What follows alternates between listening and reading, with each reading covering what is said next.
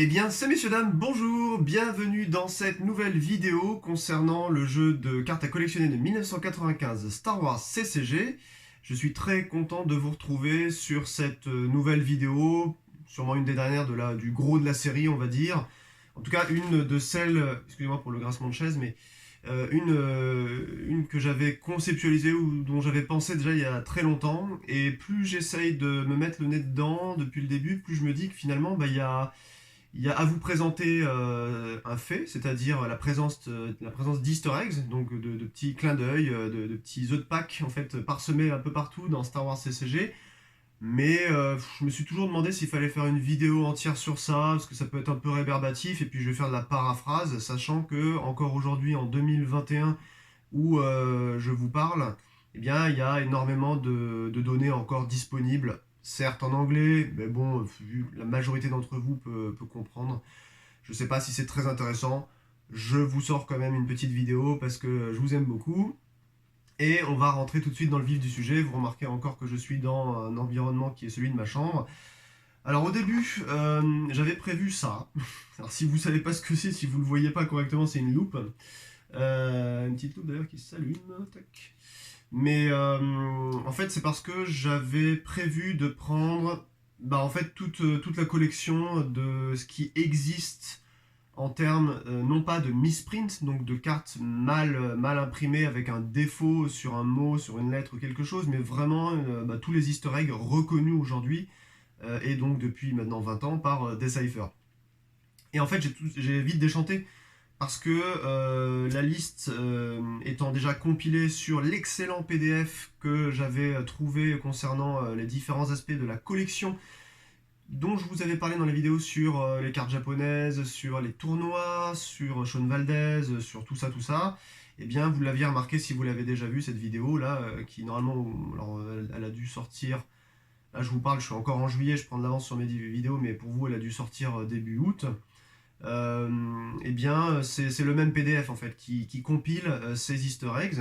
J'en profite aussi pour vous montrer où vous pourrez retrouver, donc je vous le mettrai dans la description encore, hein, le lien pour télécharger ce PDF, mais où vous pourrez, si jamais vous êtes au boulot, en vacances ou autre et que vous n'êtes pas sur votre PC ou sur vos appareils, eh bien trouver une liste de ces easter eggs qui a été compilée ou recompilée par un de nos comparses, je pense ami de Frédéric. Coucou Fred, si tu vois cette vidéo. Alors, on va regarder tout de suite à l'écran. Donc là, vous voyez, on est encore sur le même PDF dont je parlais la dernière fois, avec d'excellentes images, les posters, les trucs spéciaux. Et donc, vers la page numéro 86, commence le dossier sur les easter eggs. Voilà, je vous le place ici. Et en parallèle, on va tout de suite faire un petit tour sur Internet. Et on va aller sur Star Wars-universe.com. Alors StarWarsUniverse.com,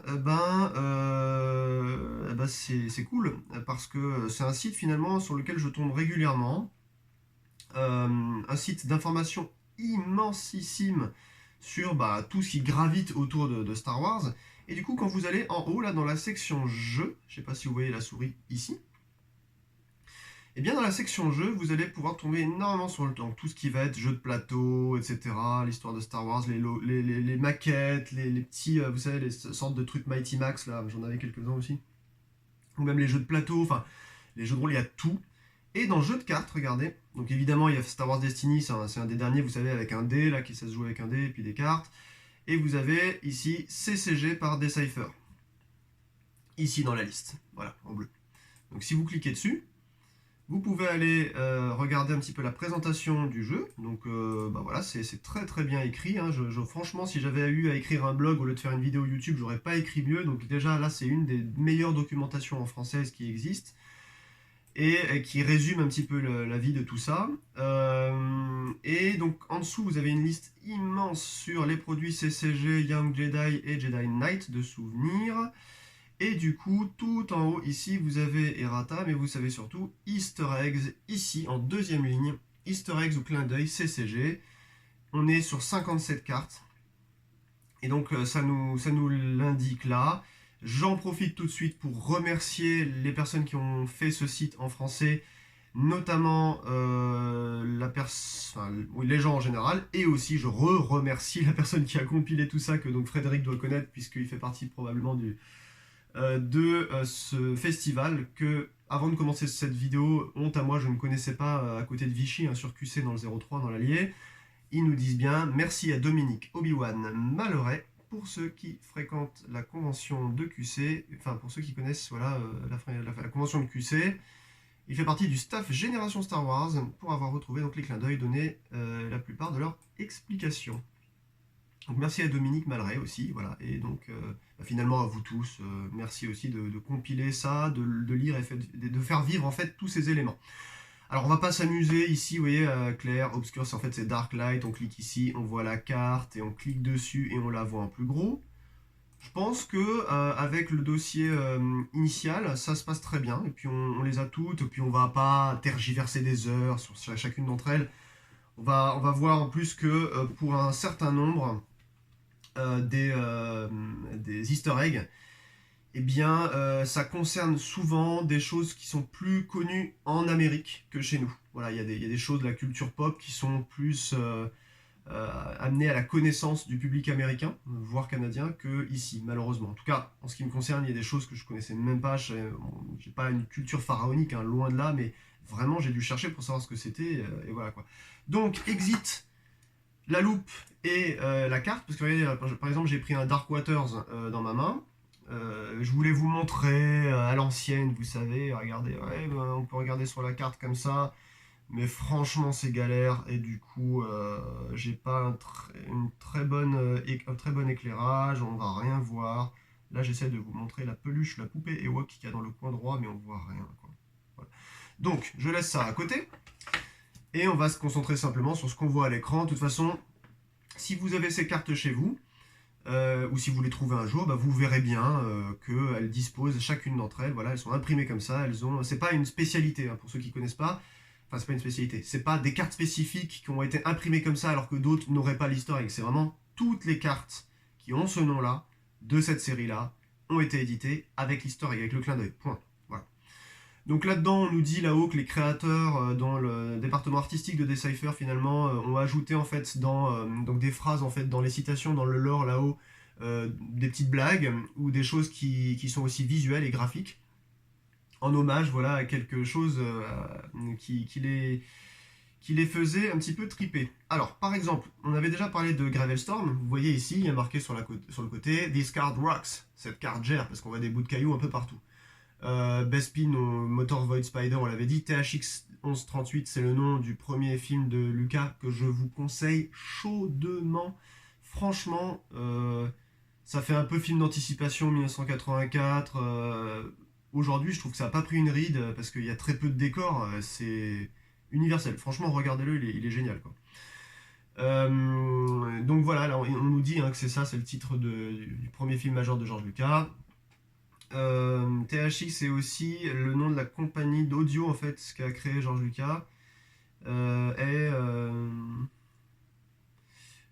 ouais en fait alors je sais pas s'il l'a créé en fait THX, je pense pas, ou peut-être que si, ouais c'est marqué, il est marqué and Quality Theater Sound System, ouais c'est ça, une bonne qualité en fait, un son in addition look to the Imperial Fisher they were transferring Chewie from cell block, ouais c'est ça en fait, ils disent que le Chewbacca voilà, a été transféré en fait à la cellule 1138. Voilà, donc ouais, c'est un peu partout finalement qui vont coller des petits clins d'œil comme ça. Donc ici sur le fameux Darkwater, on a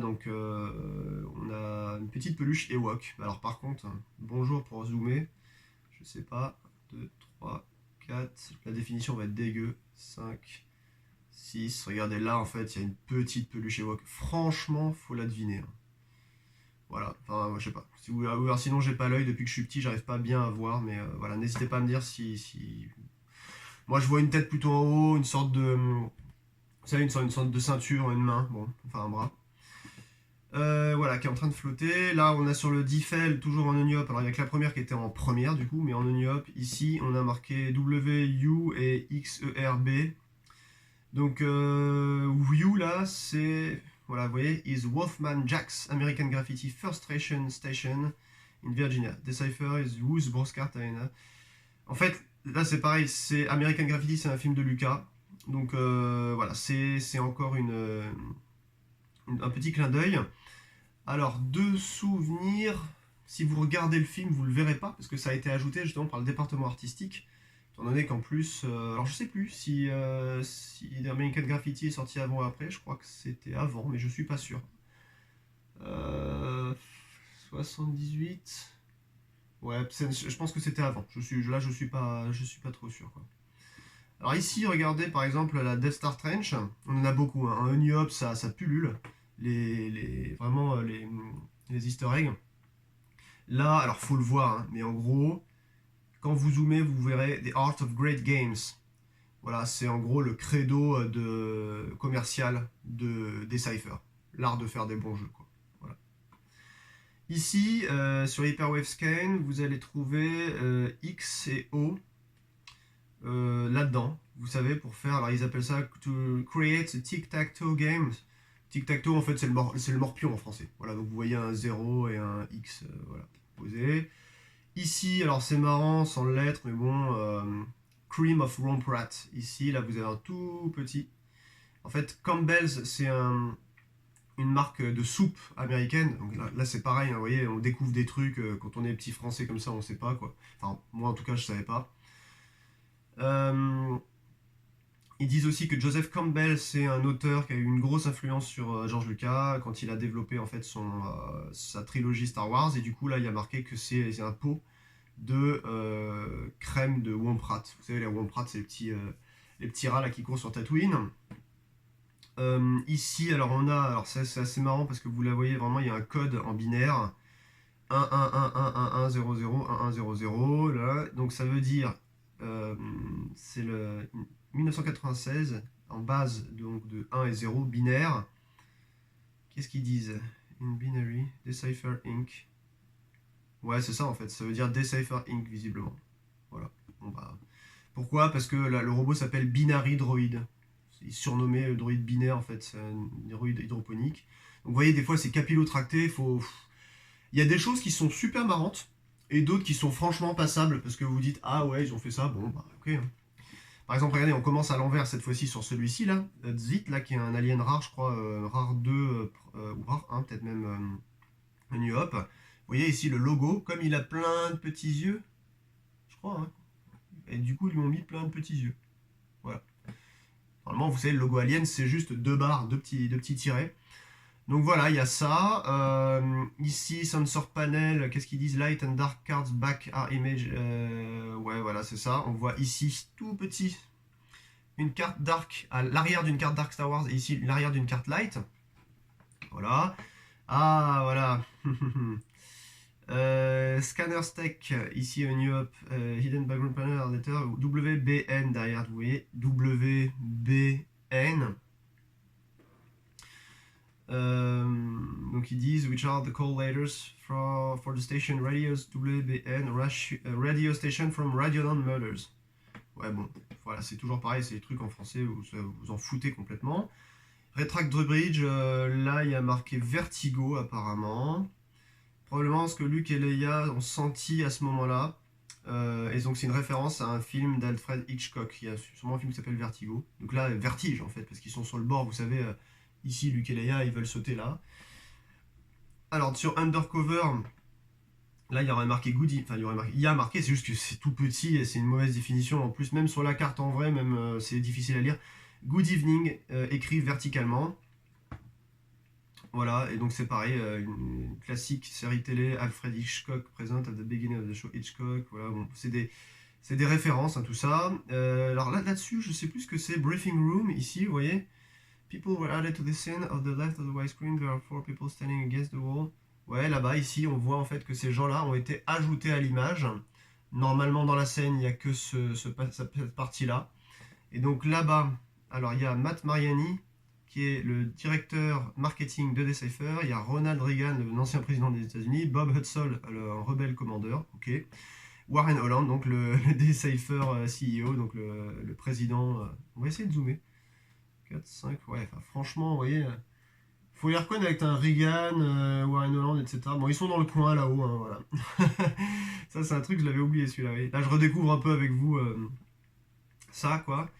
Et là-bas aussi, visiblement, il y en a d'autres. Alors, ça, c'est intéressant. Puisqu'il y a Jerry Darcy, qui fait partie donc des écrits, enfin des auteurs du jeu, hein, des inventeurs.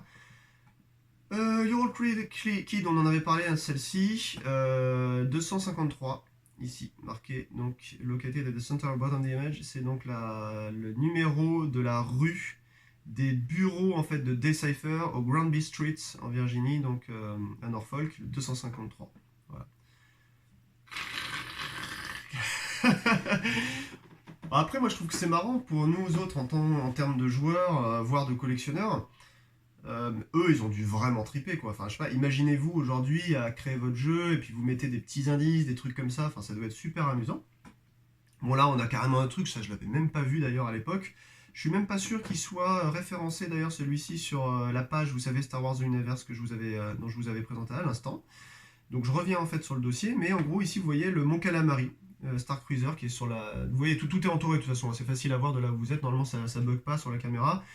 Là, voilà, ben, évidemment, il n'y avait pas de Mont Calamari encore. Il y avait des planètes qui se sont jointes à l'Alliance Rebelle plus tard ah, voilà, ça bug. Qui se sont jointes à l'Alliance Rebelle à partir du retour du Jedi. Mais donc, Mont Calamari ne pouvait pas y être. Donc voilà, petit clin d'œil sur le reste du film. Étant donné que les cartes sont sorties bien après. Elles sont sorties une décennie et demie après les films, quoi. Donc voilà. Alors, franchement, je vais vous en montrer quelques-uns que je connais par cœur. On va pas tout faire parce que là, je vois qu'on est déjà à presque 17 minutes de vidéo. Vous irez voir sur la page, vous allez lire. Voilà, c'est juste pour documenter ça. Je passe lentement parce qu'un jour, si, je sais pas, il y a un lien mort, si cette vidéo existe toujours, au moins vous pouvez vous référer un peu à ça pour retrouver à ceux qui me regarderaient dans le futur, hypothétiquement, si nous sommes toujours sur cette planète. Donc voilà, par exemple, dans ceux qui sont marrants, ici, là, Deathmark. Ici, là, vous avez une petite icône, vous savez, l'icône verte bon, de l'effet. Dedans, il y a un crâne. Voilà. Ici, là, débris zone sur Hot, toujours pareil, vous allez avoir un petit bonhomme de neige. Celui-là, on le voit très très bien. Si vous avez la carte débris zone, ou voilà, vous allez pouvoir la trouver, c'est une commune ou une unco, je crois. Si vous regardez, même avec une petite loupe comme ça, là, vous allez voir facilement, il y a un petit bonhomme de neige en bas. Alors, je sais pas si là, on le verra bien, mais regardez, j'essaie de le faire. Ah, ça doit être dégueulasse, hein, l'écran. Voilà, bah, là, un petit bonhomme de neige. C'est-à-dire qu'en fait, c'est trop drôle, en fait, vous avez l'explosion, la zone de débris et tout sur Hot, c'est la guerre, et il y a un bonhomme de neige pointé en bas à droite, quoi. Voilà, c'est assez fun. Là-dessus, c'est marrant, Deflector Shield Generator, il y a un truc intéressant. B. Fuller. Alors, en 1983, Buckminster Fuller was awarded the Medal of Freedom, the highest award given to civilian state, by the President Ronald Reagan, among the most notable inventions discovered geodesic structure. Voilà, similaire to this. En fait, ici, là, ce que vous voyez, c'est donc le nom B.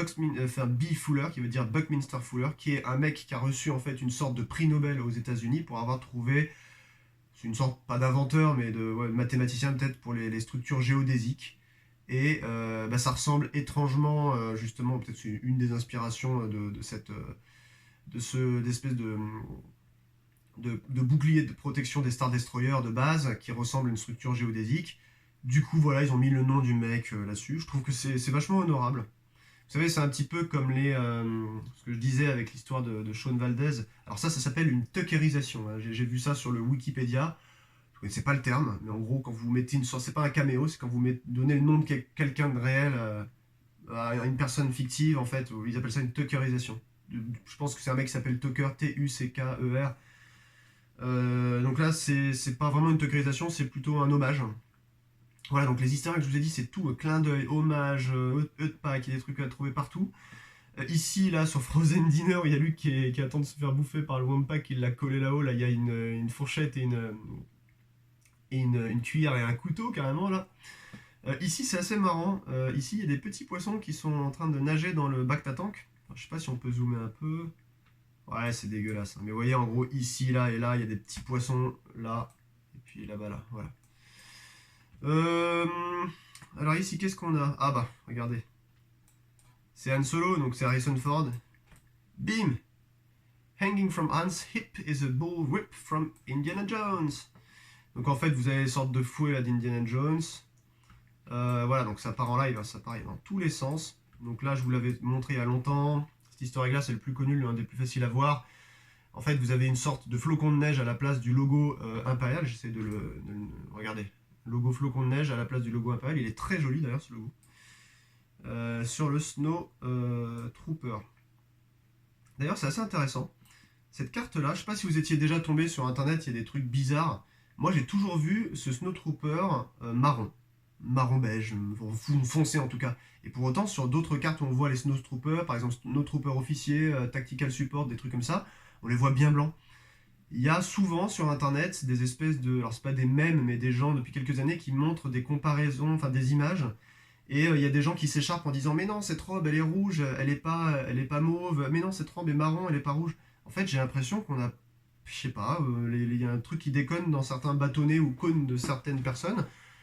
Moi, je vois cette carte, enfin, je vois ce trooper marron, marron beige. J'aimerais bien que vous me donniez votre avis dans les commentaires. C'est pas pour vous faire écrire, hein, mais ceux qui voudraient me dire réellement qu'est-ce qu'ils voient en fait sur cette carte. Est-ce qu'ils voient vraiment un snowtrooper blanc?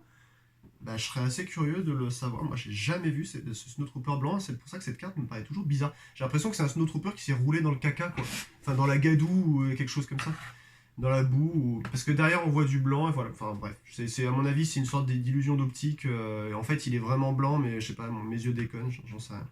Et ça depuis tout petit, hein. Alors, qu'est-ce qu'on a ici?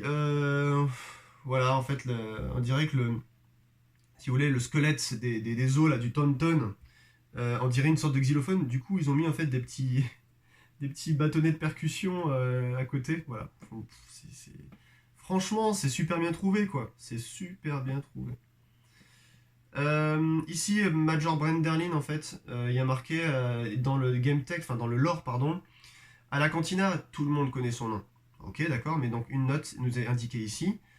Euh, la partie, en fait, Brenderlin a joué oui, a été joué par l'acteur John Ratzenberger, qui a aussi joué Cliff Clavin dans un sitcom télévisuel en fait, des années 70, j'imagine américain, Cheers. Voilà. Et donc, à la cantina, donc dans la cantine, tout le monde le connaît, blablabla. Voilà, ça c'est un clin d'œil sur l'acteur. Là, on voit une chaîne qui apparaît ici. La fameuse Responsibility of Command, je vous en avais parlé de cette carte parce que c'est dans Death Star 2, là, les objectifs, ça ne peut pas être joué en fait, ça, hein, côté Dark. Voilà, ici sur le Tauntaun, qu'est-ce qu'on voit marqué? Wilbur, voilà, c'est ça. Pareil, encore des personnalités télévisuelles américaines. Ah bah tenez, regardez là sur la fameuse carte fétiche que j'ai toujours normalement sur la table où je vous montre les vidéos Star Wars CCG. Là, il y en avait une, je savais même pas. Copyright date is binary number. Ah oui, d'accord. Là, c'est pareil, c'est un maintenance droid, donc ils ont mis un copyright en binaire. Voilà. Qu'est-ce qu'il y a ici? English Maneuver Choking Victim Video Scene. Ok, d'accord. Là, il y a marqué 4 lettres. For Love Hurt Dollar is tattooed and the droid knuckles. Voilà, donc sur les phalanges, ici, là, il y a marqué For Love of Dollar.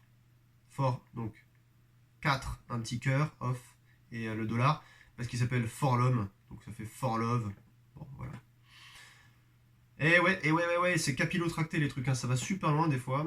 Tenez, regardez, celui-ci est marrant aussi. On avait vu un petit crâne tout à l'heure sur Deathmark. Bah là, du coup, il y a un signe peace, un signe de paix.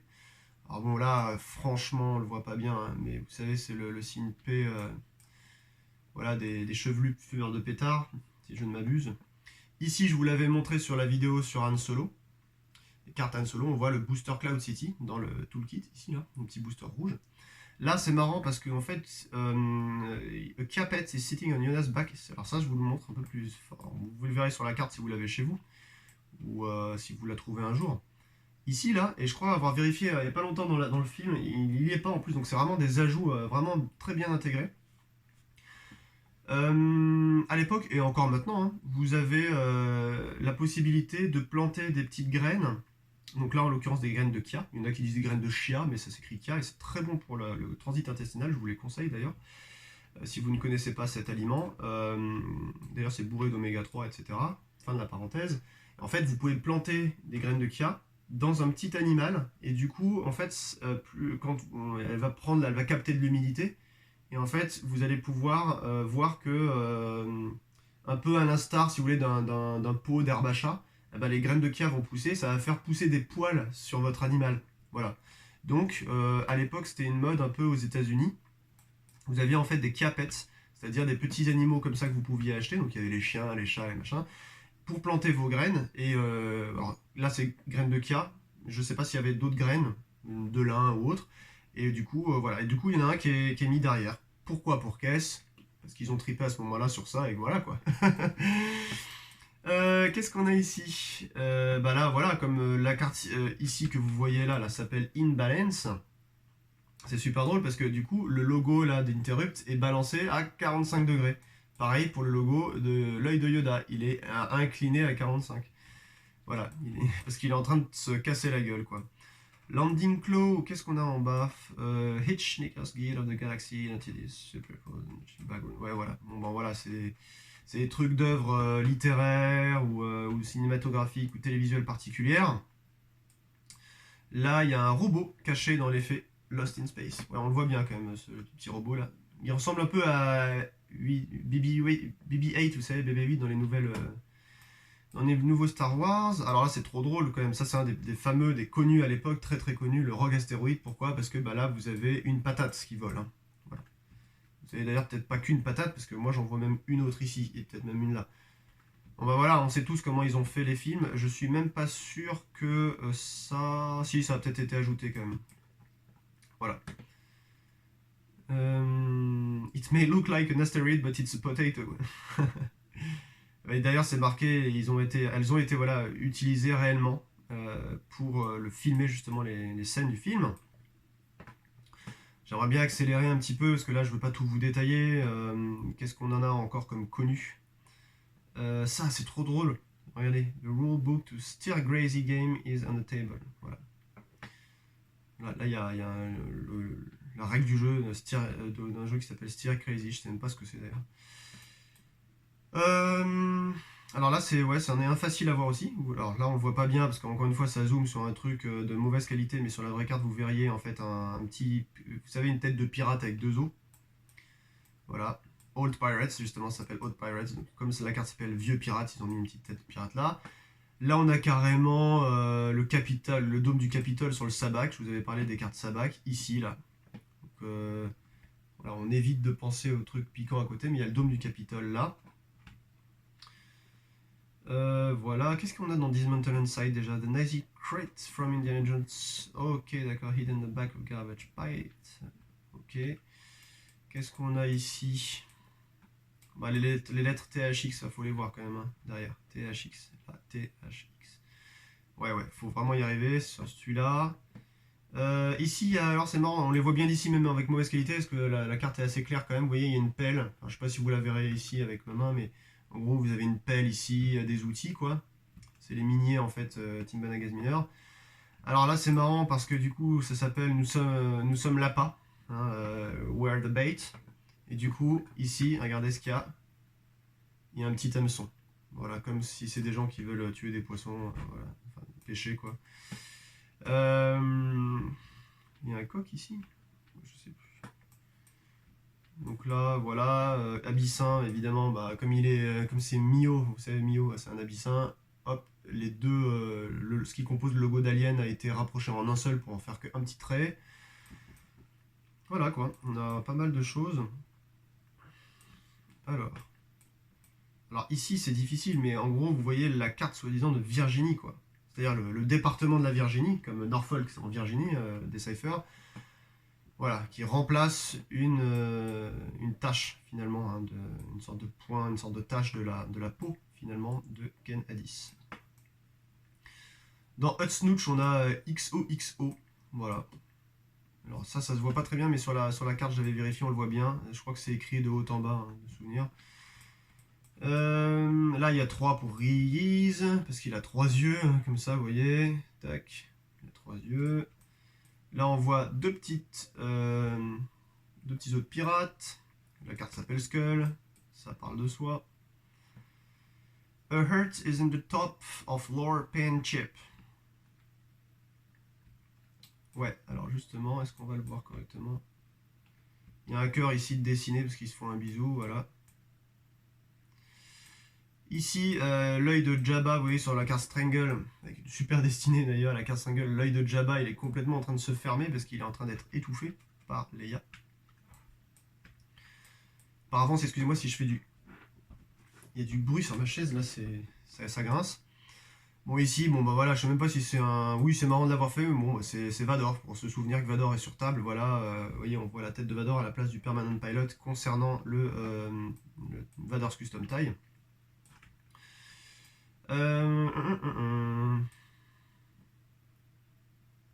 Où est-ce que... ah oui, alors ça, c'est marrant. Aurebesh, c'est une langue que je ne connais pas. Mais en gros, c'est marqué des Art of Great Game. Ici. Permanent Pilot is Anakin Skywalker. Alors, où est-ce qu'on le voit ici? Permanent Pilot provides ability of free. Oui, d'accord. Ok. Parce que comme Anakin est dedans, et en fait, ça c'est intéressant. Anakin est dedans dans le film.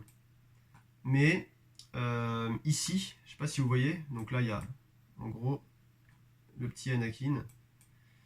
C'est la seule occurrence de carte où il y a la persona d'Anakin, à ma connaissance. Ils ont tout fait sur Naboo. C'est une série pourtant que je connais très mal, mais voilà, j'ai quelques notions là-dessus. Naboo, Coruscant et Tatooine d'ailleurs.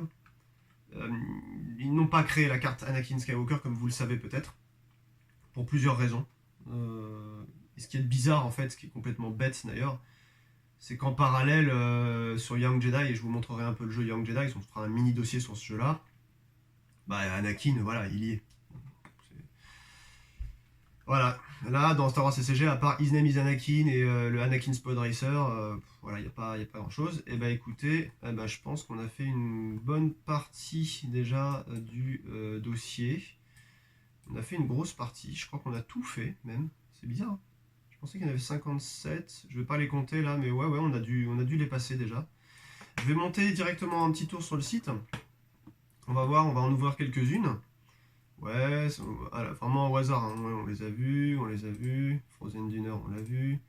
Hat Peace, on l'a vu.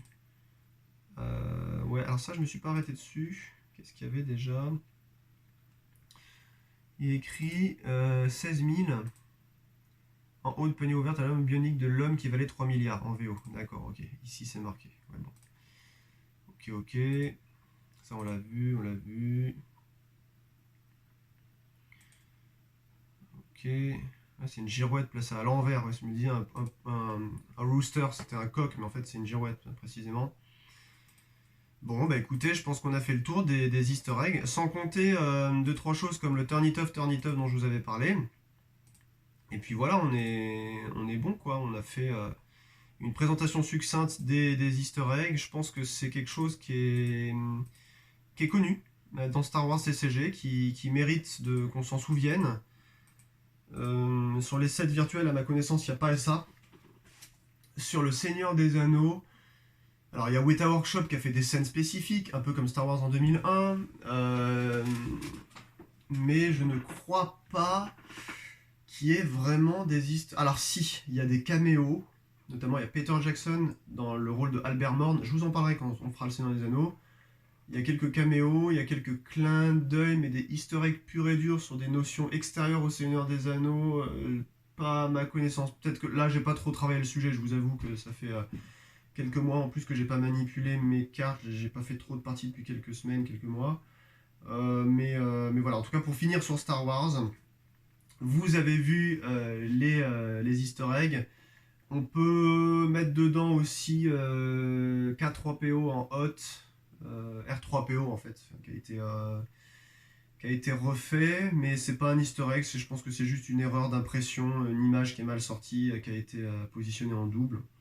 Voilà quoi, il y a des petites anomalies. Alors il y en a une particulière dont je voulais vous parler aussi, et on va terminer sur ça, hein, parce que voilà, on va pas faire une heure là-dessus, ça fait déjà 30 minutes, désolé.